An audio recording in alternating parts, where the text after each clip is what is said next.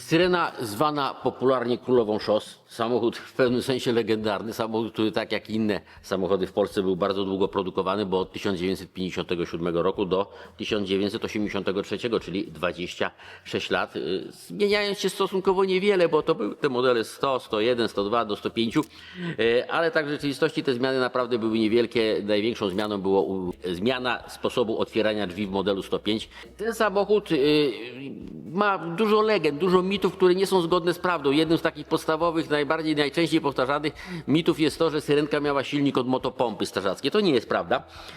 Syrenka miała silnik, który rzeczywiście powstawał w Bielsku-Białej, gdzie była fabryka produkująca też motopompy strażackie, ale nie tylko. I prawda jest taka, że Syrenka miała silnik od łodzi desantowej.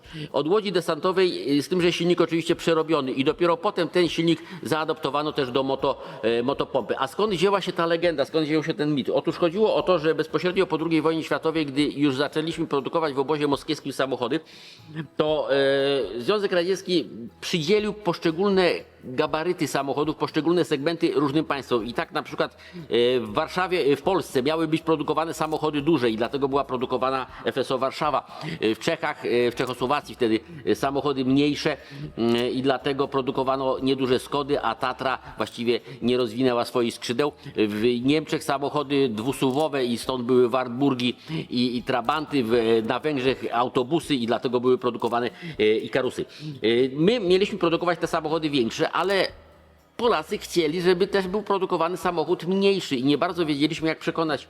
I dlatego też powiedzieliśmy Rosjanom, że to będzie samochód produkowany na zasadzie wolnych mocy przerobowych, że tam da się jakiś silnik od motopompy i tak dalej. I ta plotka tak się utrzymała. Potem potwierdził tę plotkę serial, bardzo dobry skądinąd serial Dom, gdzie też potwierdzono to, że Syrena ma silnik od motopompy strażackiej, ale tak jak powiedziałem, to nie jest prawda. Syrenki produkowaliśmy w bardzo różnych wersjach. Do tego wersja ta podstawowa oczywiście, ale były Syreny furgony, były Syreny prototypy, na przykład mikrobusy. Były Syreny R20, samochody rolnicze. Była też legendarna Syrena Sport, o której wszyscy chyba wiemy, uznawana za jedną z najładniejszych samochodów w tym czasie produkowanych, aczkolwiek ten samochód tak naprawdę produkowany, to był prototyp. Ten samochód nigdy nie rozważano, żeby wszedł do produkcji seryjnej. Nie było takiej możliwości, zresztą Syrena Sport nie otrzymała nawet homologacji. Ona nawet zderzaka nie miała, także ten samochód zaprojektował Cezary Nawrot konkretnie pod siebie. Tam nie było nawet regulacji fotela. Cezary Nawrot zaprojektował ją do swojego wymiaru. Osoba powyżej 1,80 m wzrostu miałaby poważne problemy, żeby tym samochodem jechać.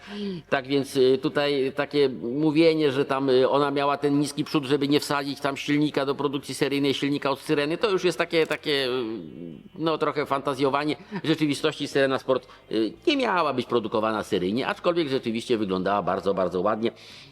Chociaż nie była w pomarańczowym kolorze, tak jak większość z Państwa myśli. Pierwsze modele, które ukazały się w 1957 roku, tam wtedy wyprodukowaliśmy chyba tylko 200 egzemplarzy, rzeczywiście były częściowo ręcznie klepane, potem stopniowo ta produkcja, sposób produkowania się zmienił. Dlaczego drzwi były zawsze otwierane? Ja często zadaję takie pytanie, dlaczego w starych samochodach drzwi są otwierane pod prąd i wiele osób, właściwie prawie nikt nie potrafi na to pytanie odpowiedzieć, nie udzielić prawidłowej odpowiedzi. Wiele osób mówi, że dlatego, że łatwiej wsiadać, i inni mówią, że bezpieczniej. Wręcz przeciwnie, bezpiecznie nie jest, ale chodziło o co innego. Tutaj powodem były klamki. Dawniej w samochodach były klamki ryglowe, takie podobne jak w naszych drzwiach i te klamki miały bardzo duże gabaryty.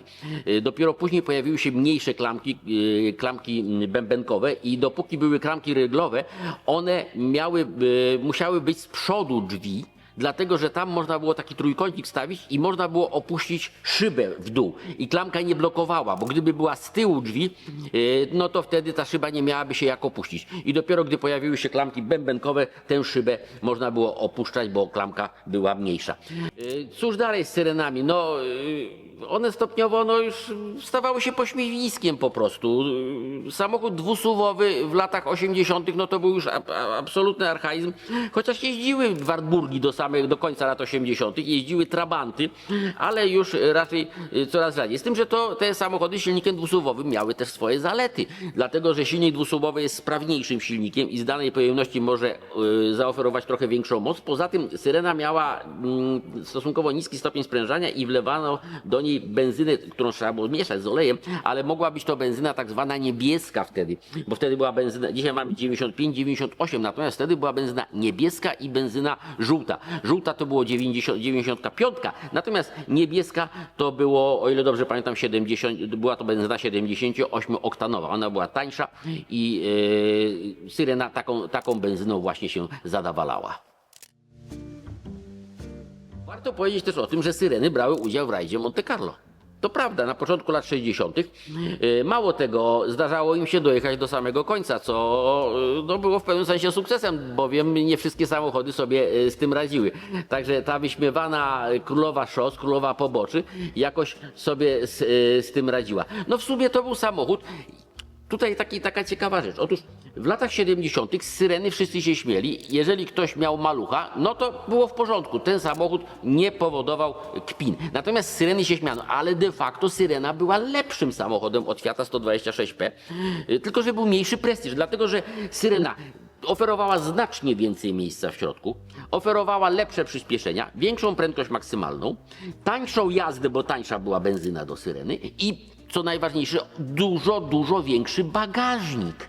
W dodatku ten bagażnik był tak skonstruowany, że nie trzeba było, no to maluch akurat też, że nie trzeba było całego bagażu wyjmować, żeby wyciągnąć koło zapasowe. Tyle, że w maluchu bagażnik miał 90 litrów pojemności raptem, a w Syrenie był znacznie większy. Tak więc tutaj chodziło o to, że Syrena nie cieszyła się prestiżem. To był taki ciekawy okres, że największym prestiżem cieszyły się samochody ze wschodu, radzieckie, a najmniejszym prestiżem cieszyły się samochody niemieckie, to znaczy Łada. To była najwyższa półka wśród samochodów sprzedawanych u nas na polskim rynku. Łada budziła zazdrość wszystkich, nawet zazdrość właścicieli samochodów Fiat 125P. Natomiast najmniejszym prestiżem cieszył się Trabant, no i Syrenka oczywiście, a Trabant był produkcji niemieckiej. Syrenka niestety też nie należała do prestiżowych samochodów, miała tę zaletę jeszcze, że Syrena była na ramie. Zatem można było ją obciąć i ona się nie zawaliła.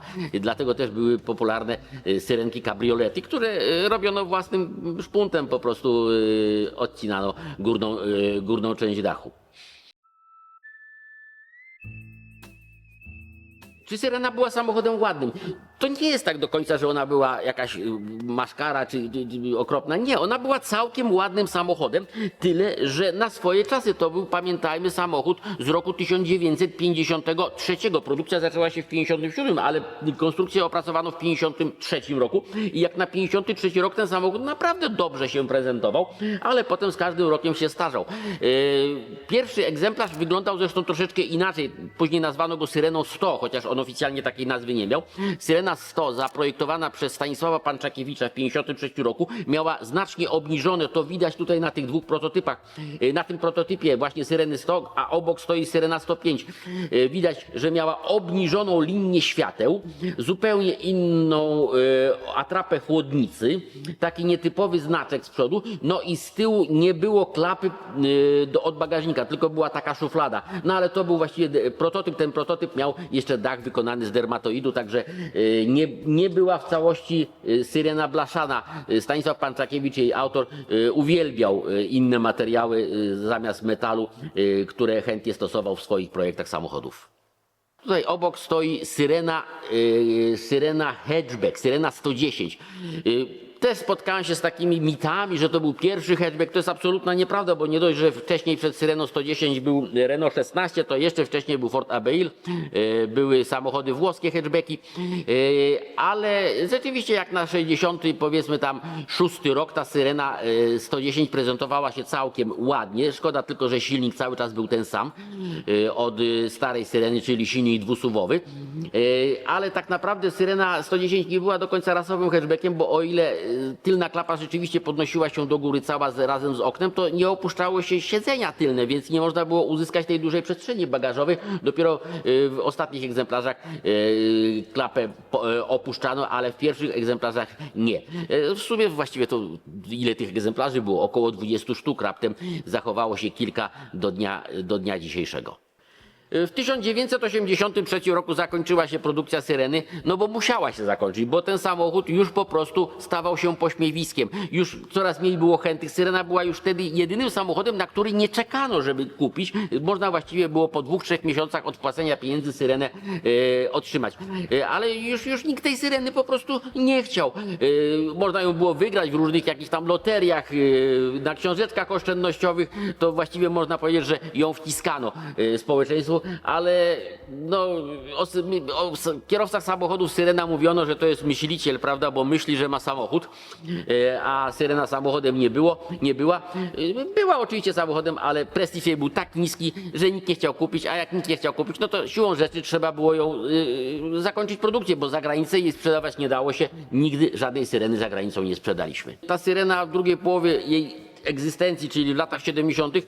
miała taką konkurencję, że były samochody nowocześniejsze. Fiat 126P był dużo nowocześniejszym samochodem, Fiat 125P był nowocześniejszym samochodem, więc te samochody lepiej się prezentowały, stąd Syrena, no kpiono z niej, zwyczajnie kpiono, a jeszcze ten charakterystyczny dymek, bo to był silnik dwusłowowy, to pyr, które wydobywało się z rury wydechowej, więc to nie dodawało jej splendoru i dlatego można rzeczywiście powiedzieć, że była samochodem niedocenianym, dlatego że tak naprawdę no to ona była przyzwoitym, solidnym dosyć autem, aczkolwiek bardzo mało skomplikowanym. Syrena 105, ostatnie wcielenie Syreny, gdzie drzwi już są otwierane zgodnie z tym jak we wszystkich większości samochodów, czyli nie jest tak zwaną kurołapką. Syrena 105 była produkowana, pierwsze serie były produkowane jeszcze w Warszawie, z tym, że bardzo szybko produkcja została przeniesiona do Bielsko-Białej i tam produkowała jej fabryka samochodów małoliterażowych. Ona produkowała dwa modele równolegle, Fiata 126P i właśnie Syrenę 105. Ten model produkowano, tak jak powiedziałem, od 1972 roku do 1983, czyli najdłużej przez 11 lat.